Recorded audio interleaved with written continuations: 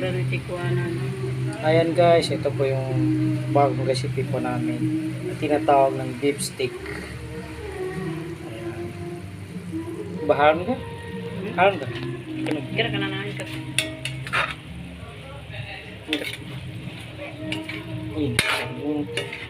Mayroon ba yung itong kakakwanan niya rin? Sa party? Bad na maano kasi nanda. Bigay mo tawag na. Tiyak na yung Mabiyay na kuha naman. Kaya na di dapat. bago, ini dyan. Mantigo bago. Tigo ko yan. Ayan, bago.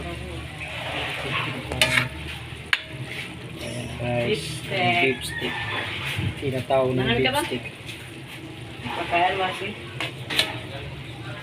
Manipis o mami kinakuha na. Mayaw. Pakayan na. Ano na magkaram? Tagutan, tiga para. Nagutom na.